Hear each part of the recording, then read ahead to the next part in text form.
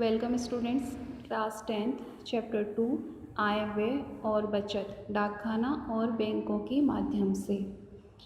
आज मैं आपको बताऊंगी पारिवारिक आय का अर्थ तथा परिभाषा, आय के प्रकार, पारिवारिक आय के स्रोत, पारिवारिक व्यय का अर्थ तथा परिभाषा, व्यय के प्रकार, व्यय को प्रभावित करने वाले तत्व। फर्स्ट टॉपिक इज पारिवारिक आय का अर्थ तथा परिभाषा। जिस व्यक्ति द्वारा दूसरों के लिए अपनी सेवाओं को प्रदान किया जाता है, उन सेवाओं के बदले उसे जो धन प्राप्त होता है, उस धन को ही उस व्यक्ति की आय कहा जाएगा।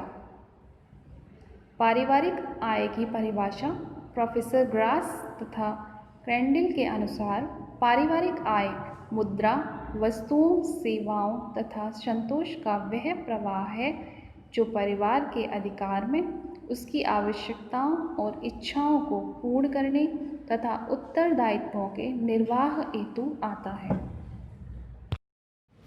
नेक्स्ट टॉपिक इज आय के प्रकार। पारिवारिक आय दो प्रकार की होती है। नंबर 1 मौद्रिक आय, नंबर 2 वास्तविक आय। मौद्रिक आय को भी दो भागों में बांटा गया है। नंबर 1 नियमित आय। नियमित आय वह होती है जिसकी प्राप्ति वर्ष भर नियमित रूप से होती रहती है, जैसे वेतन तथा पेंशन। नंबर 2 अनियमित आय। अनियमित आय से आशय उस आय से है जिसका वितरण वर्ष भर समान नहीं होता, जैसे व्यापार से आय तथा लॉटरी से प्राप्त आय। नंबर 2 वास्तविक आय वह आय जिसकी प्राप्ति मुद्रा के अतिरिक्त वस्तु तथा सेवाओं के रूप में होती है, उसे वास्तविक आय कहा जाता है। वास्तविक आय दो प्रकार की होती है। नंबर 1 प्रत्यक्ष आय, नंबर 2 अप्रत्यक्ष आय। प्रत्यक्ष आय वे होती है जिसमें उन वस्तुओं तथा सेवाओं को इस आय में सम्मिलित किया जाता है जिसकी प्राप्ति पारिवारिक सदस्यों को बिना धन के उपयोग से होती है, जैसे स्वयं के मकान का उपयोग, सरकारी मकान का प्रयोग, पार्क एवं पुस्तकालय आदि। नंबर 2 अप्रत्यक्ष आय उन वस्तुओं तथा सेवाओं को इस आय के अंतर्गत सम्मिलित किया जाता है जिसकी प्राप्ति मुद्रा के बदले में ही होती है, जैसे धन खर्च करके सब्जी, फल का क्रय करना, कर्मचारी ड्राइवर रखना, सरकारी मकान आदि। नेक्स्ट टॉपिक इज पारिवारिक आय के स्रोत। पारिवारिक आय के स्रोत निम्न प्रकार हैं। नंबर 1 परिवार के मुखिया तथा अन्य सदस्यों को वेतन से प्राप्त आय।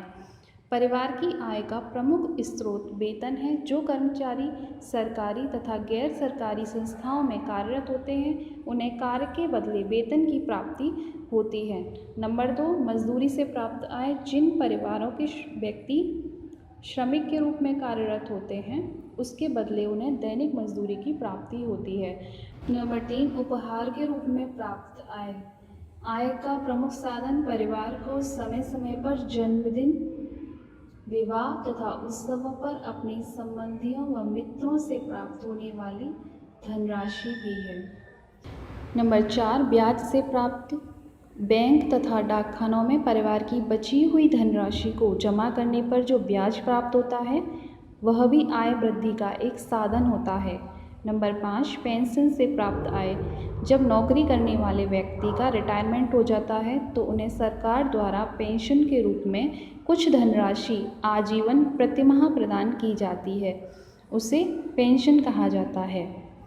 यह भी आय का एक स्रोत है। नंबर 6 किराया से प्राप्त आय।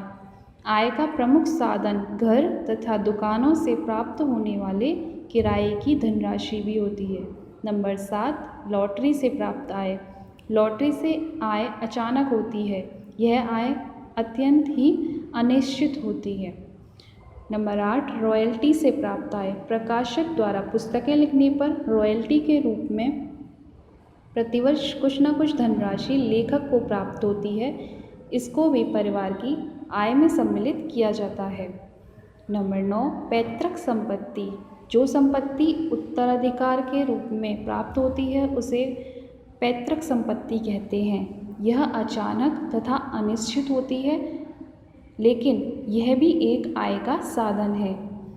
नंबर 10, व्यवसाय द्वारा आय। व्यवसाय जिन परिवारों की आजीविका का साधन है, उन्हें व्यवसाय से जो लाभ प्राप्त होता है उसे ही उनकी आय का स्रोत कहा जाता है। दुकानदारी, फैक्ट्री, थोक व्यापार, कारखाना आदि व्यवसाय हो सकते हैं।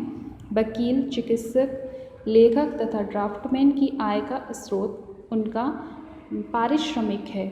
यह आय अनिश्चित नहीं होती है। व्यक्ति की कुशलता, क्षमता तथा साख पर इस प्रकार की आय की निर्भरता होती है। नंबर 11, घरेलू कार्यों द्वारा आय। कुछ परिवार द्वारा घरेलू कार्य करके भी आय का अर्जन किया जाता है, जैसे वस्त्र सिलना, स्वेटर बुनना, पापड़ तथा बड़ियाँ बनाना तथा कलात्मक वस्तुएं बनाकर अपनी आय में वृद्धि की जाती है। बीमारी तथा दुर्घटना में प्राप्त धनराशि। जब किसी संस्था में कार्य करने वाला कर्मचारी रोगग्रस्त हो जाता है तो उस कर्मचारी के परिवार को संस्था के स्वामी द्वारा चिकित्सीय चिकित्सा के व्यय के रूप में कुछ धनराशि प्रदान की जाती है। उसे चिकित्सा लाभ भी कहा जाता है। संस्था द्वारा दुर्घटना घटित होने पर भी आर्थिक सहायता दी जाती है। नेक्स्ट टॉपिक इस पारिवारिक व्यय का अर्थ तथा परिभाषा। एक निश्चित समय में परिवार द्वारा परिवार के सदस्यों की आवश्यकताओं की पूर्ति हेतु जो धनराशि व्यय की जाती है या किसी अन्य रूप में व्यय की जाती है, उसे पारिवारिक व्यय कहा जाता है। पारिवारिक व्यय की परिभाषा है आय का वह भाग जिसका त्याग परिवार अपने सदस्यों की पूर्ति के लिए करता है, व्यय कहलाता है। नेक्स्ट टॉपिक इज व्यय के प्रकार। परिवार के व्यय निम्न प्रकार के होते हैं। नंबर 1, निश्चित व्यय। नंबर 2, अर्धनिश्चित व्यय। नंबर 3, आकस्मिक व्यय। नंबर 4, अन्य व्यय। नंबर 1, निश्चित व्यय।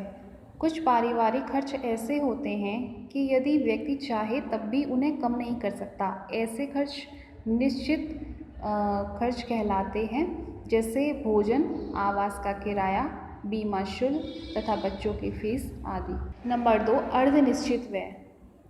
ये व्यय ऐसे होते हैं जिन्हें परिवार द्वारा अपनी इच्छा के अनुसार कम या अधिक किया जा सकता है।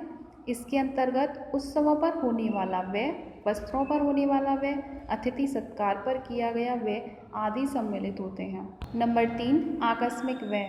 यह व्यय ऐसे होते हैं जिनका पूर्व अनुमान नहीं होता। ये व्यय अचानक से होते हैं।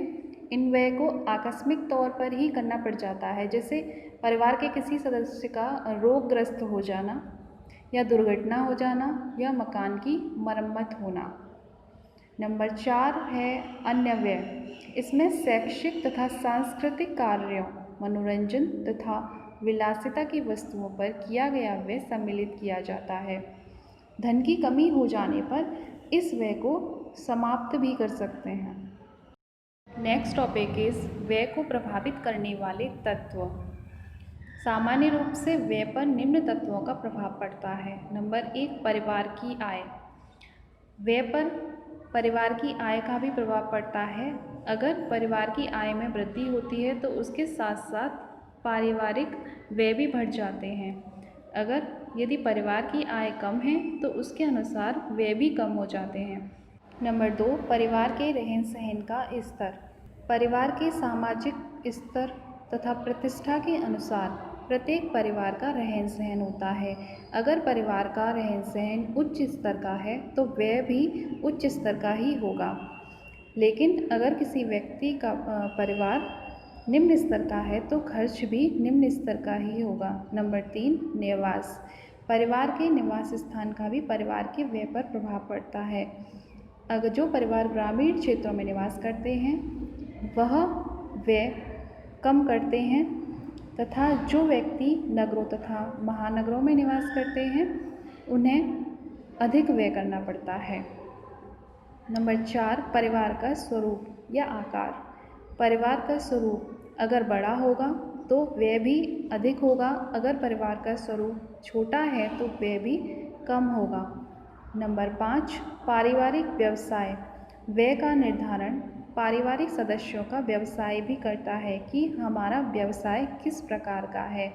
जैसे एक लेखक को अपने व्यवसाय हेतु पुस्तकों पर अत्यधिक धन व्यय करना पड़ता है, जिससे उसके पारिवारिक व्यय में वृद्धि हो जाती है।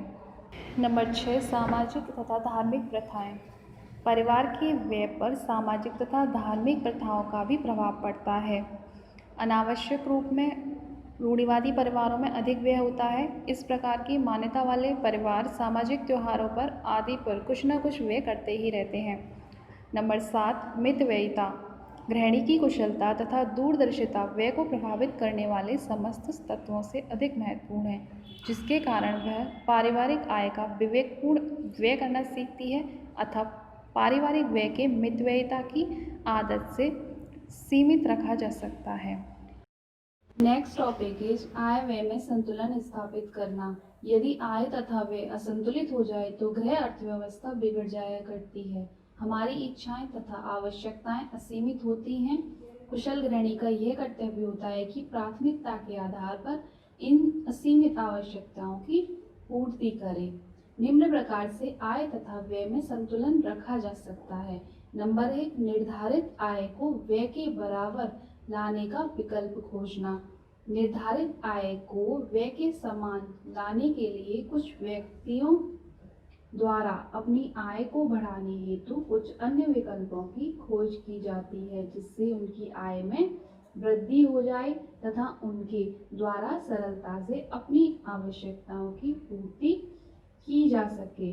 इस हेतु परिवार के मुख्य के अतिरिक्त अन्य सदस्य जैसे गृहिणी का कोई घरेलू व्यापार करना, शिक्षित गृहिणी का नौकरी करना, ट्यूशन पढ़ाना, सिलाई कढ़ाई बुनाई एवं पेंटिंग आदि का कार्य कर अपनी आय को बढ़ाया जा सकता है।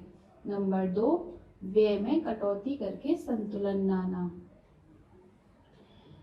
गृहिणियों द्वारा अनेक व्ययों में कटौती करके भी आय व्यय में संतुलन लाया जा सकता है। नंबर 1, समस्त सामान को नकद क्रय करें।